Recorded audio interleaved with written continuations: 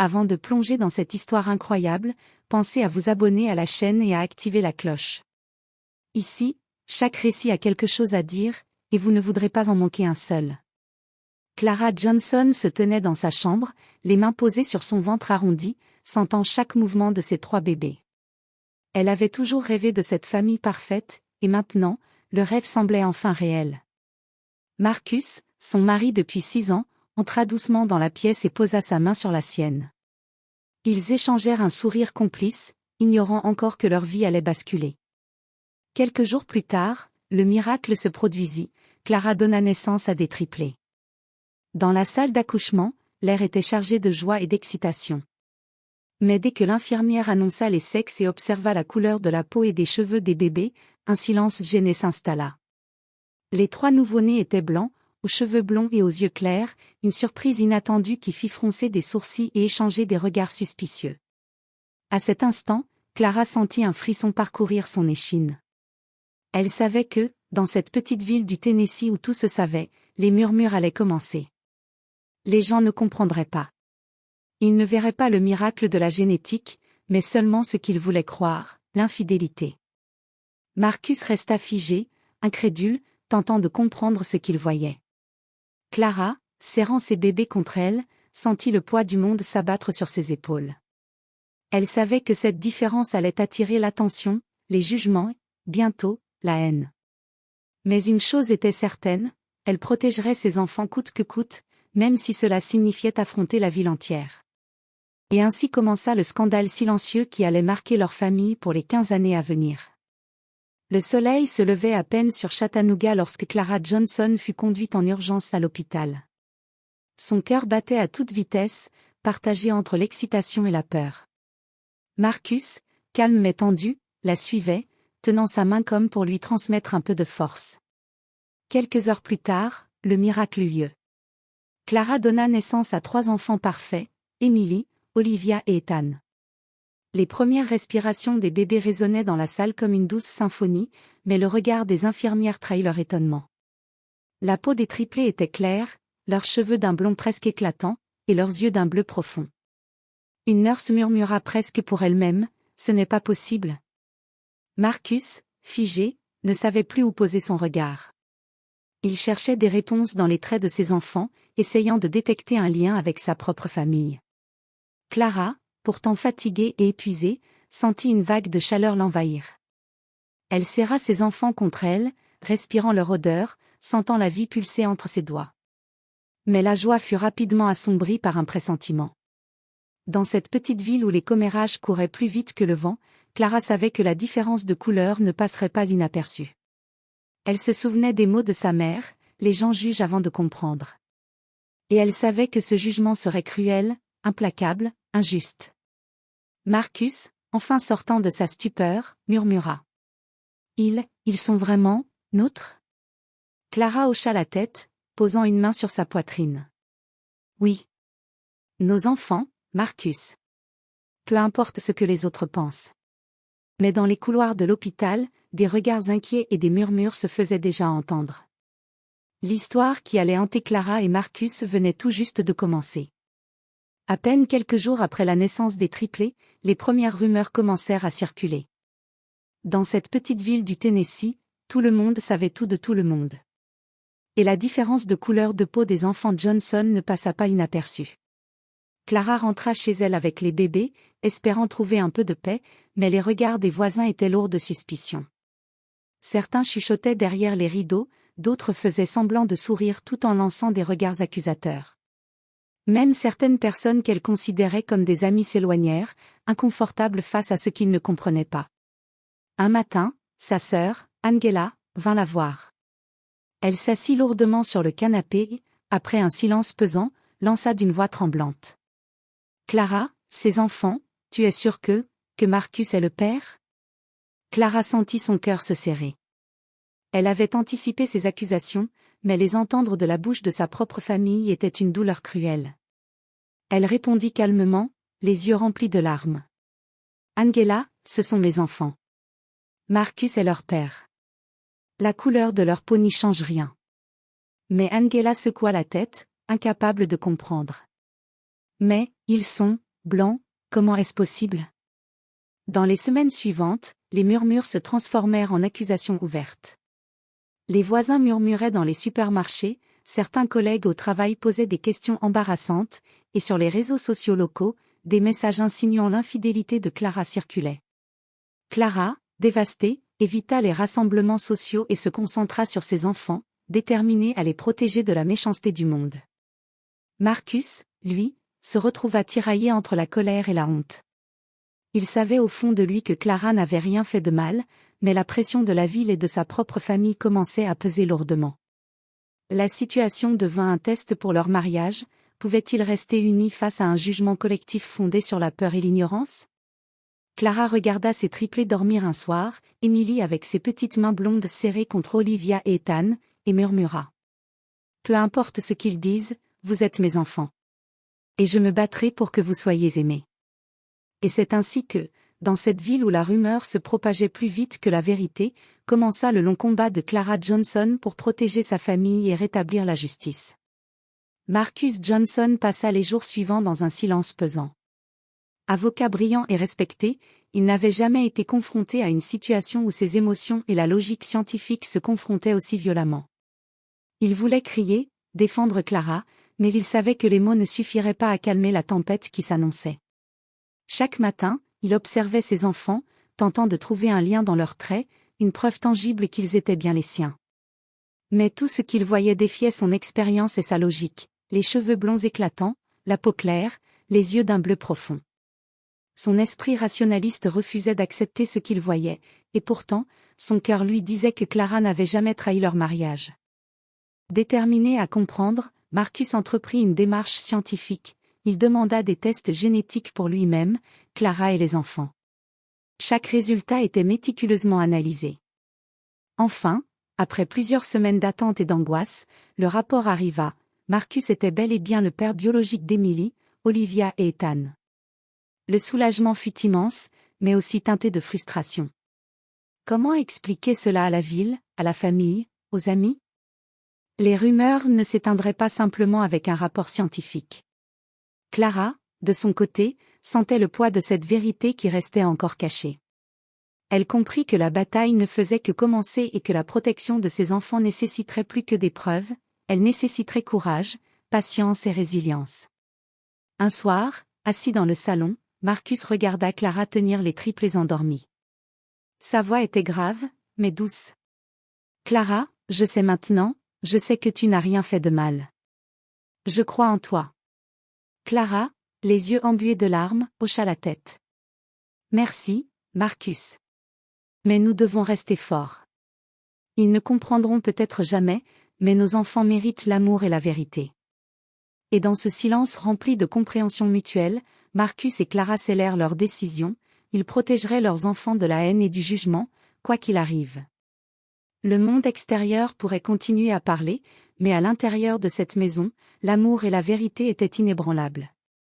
Malgré les preuves scientifiques, les murmures et les regards accusateurs continuaient à suivre Clara et Marcus. Chaque sortie, chaque visite chez des proches devenait un rappel cruel de l'injustice qu'ils avaient subie. Les triplés, encore bébés, percevaient le malaise ambiant à travers les émotions de leurs parents. Clara comprit qu'il était temps de fuir cette ville qui ne voulait pas les accepter tels qu'ils étaient.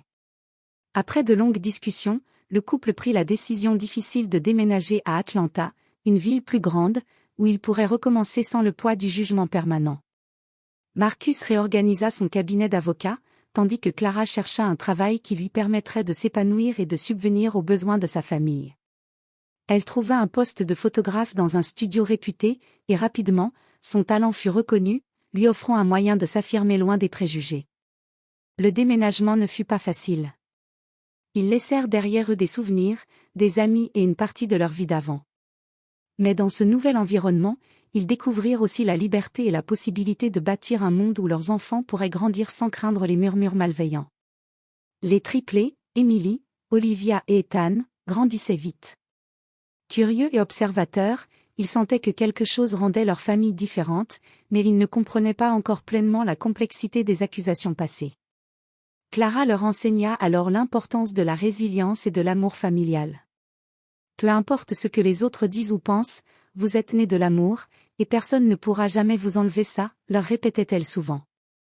Marcus, de son côté, se concentra sur sa carrière, défendant des causes justes et s'impliquant dans des affaires qui renforçaient sa conviction que le monde pouvait être meilleur. Il savait que le passé ne pouvait être effacé, mais il pouvait créer un futur où ses enfants seraient respectés et protégés.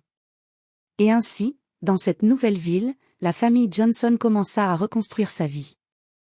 Les cicatrices du passé restaient, mais elles servaient de rappel, peu importe la haine ou les accusations injustes, l'amour et la vérité sont plus forts que tout. Les années passèrent à Atlanta, et les triplés grandissaient rapidement, intelligents, curieux et pleins de vie. Emily, Olivia et Ethan développaient des personnalités distinctes. Emily, la plus réfléchie, posait toujours des questions et aimait les sciences. Olivia, douce mais perspicace, observait le monde avec une sagesse surprenante pour son âge, et Ethan, joueur et charismatique, avait le don de détendre les situations les plus tendues. Pourtant, malgré l'amour et la protection de leurs parents, le poids du doute et de la curiosité des autres commençait à se faire sentir. À l'école primaire, des questions innocentes mais perçues comme accusatrices surgissaient souvent. Pourquoi êtes-vous si différent de vos parents? Vous êtes adopté? Votre maman vous a-t-elle trahi? Les triplés, encore jeunes, ne comprenaient pas pleinement l'ampleur des rumeurs passées, mais ils sentaient la tension et la curiosité dans les regards de leurs camarades. Certains enfants riaient, d'autres murmuraient entre eux. Chaque question, chaque regard curieux leur rappelait que la différence peut être perçue comme une menace dans l'esprit des autres. Clara, sentant leur détresse, décida de transformer ces moments en leçons. Vous n'êtes pas défini par ce que les autres pensent ou disent de vous. Vous êtes défini par ce que vous êtes et par ce que vous choisissez de devenir. Elle leur expliqua également, avec des mots simples, que parfois les apparences peuvent tromper et que l'amour familial dépasse toutes les différences. Marcus, lui, enseignait à ses enfants la force de la dignité et de la patience. Il y aura toujours des gens qui ne comprennent pas. Mais notre vérité est la nôtre, et elle est forte. Vous êtes mes enfants, et rien ni personne ne pourra changer cela. Malgré les enseignements et l'amour de leurs parents, les triplés ressentaient parfois une certaine solitude. Ils comprenaient que leur apparence différente les rendait vulnérables au jugement, mais ces expériences forgèrent leur caractère. La curiosité et la naïveté des autres enfants devinrent un moteur pour Emily, Olivia et Ethan, qui décidèrent, dès leur plus jeune âge, de répondre aux questions avec intelligence et confiance, plutôt que de la peur ou de la honte. Ainsi, même si les années apportaient leur lot de doutes et de curiosité, elles façonnaient également des enfants résilients et conscients de leurs valeurs, préparés à affronter un monde qui ne comprenait pas toujours la différence. 15 ans avaient passé depuis le scandale des triplés Johnson. Emily, désormais brillante étudiante en génétique à Harvard, travaillait sur un projet fascinant, les traits génétiques récessifs chez les couples afro-américains. Chaque jour, elle découvrait de nouvelles subtilités sur la manière dont des caractéristiques inattendues pouvaient apparaître chez les enfants, même lorsque les deux parents semblaient ne pas les posséder. Un soir, dans son laboratoire silencieux, Emily tomba sur une découverte surprenante. En comparant des études génétiques et des cas similaires, elle réalisa que ses propres triplés étaient un exemple parfait de ce phénomène rare. Leur apparence, si différente de celle de leurs parents, pouvait être expliquée scientifiquement. C'était une preuve irréfutable, mais surtout un moyen de rétablir l'honneur de sa mère. Excitée et nerveuse, Emily contacta ses parents. Elle leur expliqua en détail sa découverte, leur montrant les études et les rapports scientifiques. Clara et Marcus écoutèrent avec une émotion intense. Pour la première fois depuis 15 ans, ils sentirent que le poids de l'injustice allait pouvoir être levé. Clara, les yeux embués de larmes, murmura. Enfin, le monde pourra comprendre. Marcus, tenant la main de sa femme, ajouta. C'est notre chance de rétablir la vérité et de montrer que les rumeurs n'avaient aucune base. Mais cette vérité scientifique, bien que solide, devait encore être présentée avec courage et dignité. La famille Johnson comprit qu'il était temps de retourner dans leur ville natale, de faire face aux regards curieux et de raconter leur histoire. Ce retour serait un test ultime de leur force et de leur résilience. Et tandis qu'Emily poursuivait ses recherches, elle se rendit compte que ce n'était pas seulement une victoire pour leur famille, mais une avancée scientifique qui pourrait aider d'autres familles à comprendre les mystères de la génétique et à combattre les préjugés fondés sur l'apparence. Ainsi, la vérité, longtemps cachée et méconnue, était enfin prête à éclater au grand jour, annonçant un tournant décisif pour la famille Johnson. Après 15 ans d'exil volontaire, la famille Johnson retourna dans leur ville natale. Clara sentit un mélange de nostalgie et d'appréhension tandis qu'ils traversaient les rues familières, maintenant beaucoup plus grandes qu'elle ne se souvenait. Les maisons qu'ils avaient quittées paraissaient inchangées, mais les regards des habitants, elle le savait, seraient curieux, sceptiques, voire hostiles. Les triplés, maintenant adolescents, marchaient aux côtés de leurs parents avec une assurance tranquille. Emily, Olivia et Ethan avaient grandi dans l'amour et la résilience, mais ils sentaient que cette visite serait un test de leur force et de celle de leur famille. À leur arrivée au centre-ville, certains habitants les reconnurent immédiatement. Les chuchotements commencèrent presque instantanément. C'est eux, les Johnson. Les triplés, ils ont l'air différents. Clara sentit la tension monter, mais elle inspira profondément et serra la main de Marcus.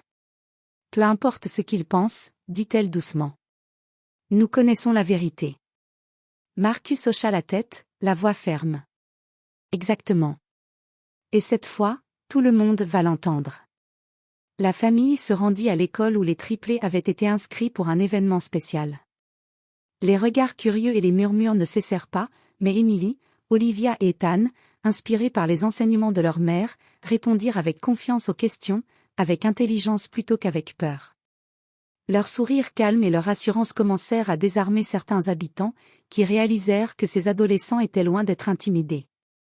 Clara observa ses enfants et sentit une fierté immense. Après tant d'années de rumeurs, d'humiliation et de doutes, ils étaient prêts à affronter le monde. Et ce retour n'était pas seulement un voyage physique dans leur ville natale, mais aussi un voyage symbolique vers la vérité et la réhabilitation de leur nom. Alors qu'ils approchaient de la salle principale, Clara sut que le moment de la confrontation publique approchait. Elle regarda Marcus, ses yeux reflétant à la fois la nervosité et la détermination. C'est notre chance de tout dire, de montrer qui nous sommes vraiment. Et dans ce silence chargé de tension, la famille Johnson se prépara à affronter la ville, prête à transformer 15 ans d'injustice en un témoignage de vérité et de dignité. La salle de réunion de l'école était remplie de parents, enseignants et habitants curieux. Les chuchotements parcouraient la pièce comme une rumeur électrique. Clara sentit son cœur battre plus vite, mais elle se tint droite, ses mains posées sur la table devant elle. Marcus était à ses côtés, calme mais attentif, tandis que les triplés se tenaient fièrement derrière eux, incarnant la confiance et la dignité que leur famille avait cultivée pendant 15 ans. Le silence se fit lorsqu'elle commença à parler, sa voix claire et assurée. Il y a 15 ans, lorsque mes enfants sont nés, leur apparence a surpris tout le monde. Certains ont douté de moi, de leur père, et même de l'amour que nous avons partagé. Ces accusations étaient profondément injustes, et elles ont marqué notre famille. Un murmure parcourut la salle.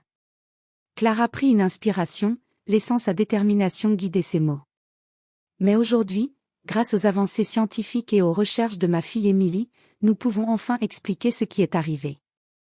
La couleur de peau de nos enfants est le résultat d'une combinaison génétique rare, connue sous le nom de traits récessifs. Marcus est bel et bien le père biologique de nos enfants, et je suis leur mère. Il n'y a jamais eu d'infidélité, jamais de trahison. Des murmures surpris se firent entendre dans la salle. Certains parents se penchaient pour mieux écouter, tandis que d'autres baissaient les yeux, honteux de leur jugement passé. Clara poursuivit. Ce que vous avez cru voir n'était pas la vérité. Mais aujourd'hui, nous avons la chance de rétablir cette vérité devant vous tous. Nos enfants sont nés de l'amour, et cette vérité scientifique est irréfutable. Emily, Olivia et Ethan prirent alors la parole à tour de rôle, expliquant avec clarté et intelligence la génétique récessive et comment elle avait affecté leur apparence. Leur calme et leur assurance captivèrent l'audience, transformant le doute en admiration. À la fin de l'exposé, un silence chargé de respect régna. Puis, lentement, des applaudissements éclatèrent. Certains voisins s'approchèrent pour présenter leurs excuses, d'autres reconnurent le courage et la dignité de la famille Johnson. Clara sentit une vague de soulagement l'envahir. Après 15 ans de rumeurs et de souffrances, la vérité éclata enfin, forte et incontestable. Marcus serra la main de sa femme, un sourire de fierté et de tendresse sur les lèvres. Nous l'avons fait, Clara.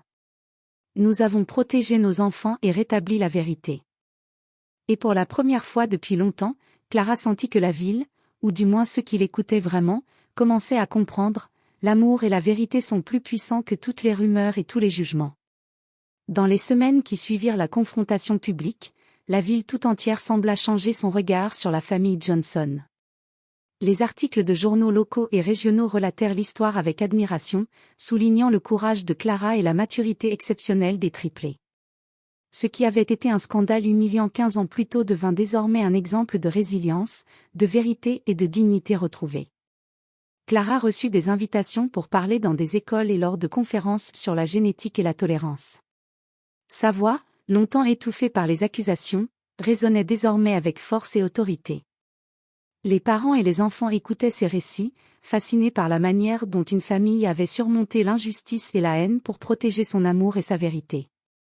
Les triplés, Emily, Olivia et Ethan, étaient désormais perçus avec respect par leurs camarades et enseignants. Leur intelligence, leur calme et leur assurance inspiraient admiration et fascination. Les questions curieuses et les regards sceptiques avaient disparu, remplacés par une volonté de comprendre et d'apprendre. Même les anciens voisins et membres de la famille qui avaient autrefois douté de Clara vinrent présenter leurs excuses. Certains avaient compris, enfin, l'importance de ne pas juger sur les apparences. Marcus, aux côtés de sa femme, observa cette évolution avec fierté. Les épreuves des années passées semblaient désormais loin derrière eux, remplacées par la reconnaissance et le respect. Un soir, alors que la famille se réunissait dans leur salon, Clara posa ses mains sur celles de ses enfants.